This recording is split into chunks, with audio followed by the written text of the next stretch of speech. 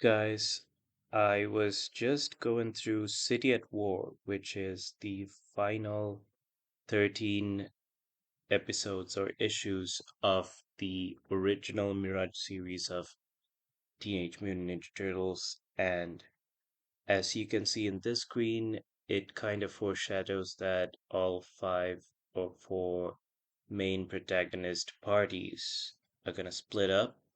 So you got the four turtles in one place. All the brothers are in one place, but you also got April and Casey and Splinter doing their own different things. Now, without talking too much about, alright, so I wouldn't consider it spoilers to give out what April is doing and even what Splinter is doing. Like, it's crazy. What's interesting about this is, you know how a lot of people they say a story needs to have character development or else it's not a story if you end up with a character in the same place as when you started. Nothing has actually improved with time and narrative. I don't really agree to that, but there is a lot of personal battles that these guys are fighting, realizations. Leo is going through something internal, and then Raph and the brothers, all four turtles, are facing something very external as well. You got April getting on a plane. We don't know where she's going at first, but we know that she's leaving town. And then Casey comes back looking for April to New York. And from there, Casey's battle is actually the search for April. And Splinter is fighting a different kind of battle all on his own, uh, a very spiritual, meditative sort of thing. So, you know how back in 1990, uh, I want to say back in the second season of the original 1987 cartoon series, Splinter took off to go on a pilgrimage, he used to call it, or, for a little meditation camp up to the Niagara Falls. The specific episode was called Return of the Technodrome. The Technodrome is in Dimension X at this point, and they're trying to bring it over back to Earth, but it sinks underground. I think that's the story in Return of the Technodrome. The uh, the fun part is when um yeah, the only nice part about that episode, I guess, is when Splinter leaves at the very beginning and he's like, resting in this very serene place with nature.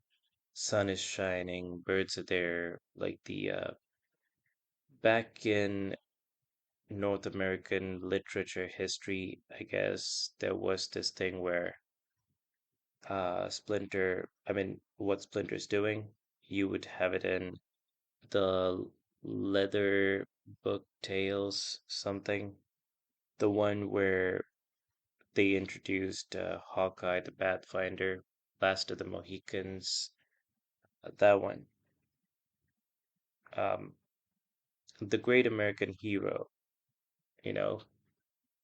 Um, Americans really take pride in their nature and stuff. In in this episode, you can see how, well, in this issue, in this comic book issue, you can see how the pilgrimage that Splinter goes on to Niagara Falls, that thing totally is very similar. So I like some of the panels that Splinter's in. I might show you a couple of panels that Splinter's in, but what I really want to talk about is just take a couple of random panels from here and there and just to show the artistic value of all of this. Like there's there's panels where everything is packed. Look at this frame where uh, April is talking to his her sister Robin, and there are some straight lines over here, like the entrance of the door, the table here, the shelf, Robin's legs and torso on the couch forming a perfect 90 degrees, all of that. But from the top left corner, or sorry, from the top right corner to the bottom left corner, this frame is packed with detail. But there's also a tiny little bit of white in there that's not filled in. So, what I love about this comic, this series of comics, is how they have only used four tones of black or gray, or it's not black and white only, but it is also just black and white, but to different degrees and measures, as in like they've really mixed. You got a lot of shadow effects, you got a lot of because they're ninjas after all. You got a lot of grays and lines and bricks and um in this frame right here, I guess, they're fighting at the water tower. So the water tower is actually a very special thing when it comes to the New York skyline as well as to the Turtles mythos. Yes, the Ninja Turtles lived in the sewers for most of the stories, but most of the battles took part on rooftops and particularly where there were water towers, because sometimes you would cut down that water tower. Sometimes the water tower would be abandoned. Then, yeah. So see how all these foot soldiers are there and the buildings are there in the background. You have a setting, you have altitude, you have depth, you have so many things that you can do with pencil on paper, only using like no colors at all. It actually gives a richness to the contouring, I would say. And when I say contouring, all right, so people who put makeup on, they know what contouring is because they use different levels of uh, lines on their faces. Also on maps, you got the contour lines like, 300 meters, 500 meters. You can choose what distance is between these contour lines. It could be 50 feet, it could be 500 meters. But yeah, it connects together all the points of equal elevation and stuff. Here, when I say contouring, I'm talking about something a little more 2D. But, on the 2D frame, they have created certain effects for us to feel these objects popping out of the page. And yeah, that's pretty much all I wanted to say. The use of these grays and these shadows and silhouettes in the case of certain characters, like the foot soldiers and stuff, but also a bunch of silent frames. The first issue is almost completely without dialogue or captions. Now I'm just going to show you a couple frames of Namor's comic written by John Byrne, the legendary John Byrne, who was he also wrote the X-Men, some of Iron Fist, and he also did this book about Superman called Man of Steel. No big deal. It was only like the most special Superman book in the 1990s or late 1980s, because, it revamped certain details about Superman's origin and about his suit and all that. Uh, John Byrne is very wordy, and you can see here in some of the panels that I've done on my comic where I kind of copied John Byrne. Uh, its captions and dialogues. And then Wolverine.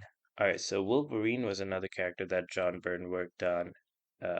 Well, actually, Chris Claremont did the writing, but John Byrne was kind of there too. Uh, John Byrne and Claremont were a team, and I'm not gonna say that one was exclusively writer and one was exclusively artist, because John Byrne himself, he has drawn and written certain things. So Claremont is probably the guy who did Iron Fist. I messed up on that, I think. But all in all, when you compare the wordiness of the Claremont Byrne comics to Frank Miller's Wolverine right here, a lot of people praise it for, Frank Miller's style was very wordless and more action oriented. There were things happening on the page. You weren't using words to describe them, but the story was being told through action. You see this in Batman as well. Sometimes the panel is like a repeated three panel thing where Batman just stares, and then the rain starts, the fire goes out, and Batman's still standing there uh, in the Talia Valentine one. Other than that, I really wanted to show how every inch or every little nook of some of these frames were filled with objects, especially when it's related to Casey and April. Um, a lot of the plants, a lot of the shelves and the books and the shoes on the floor. Uh, it's very beautiful. It's like nothing is left to all the borders. Everything within the borders are covered, and you almost feel. And there's certain parts of the comic where things pop out of the comic panels or break into the panel through the border. That's also cool.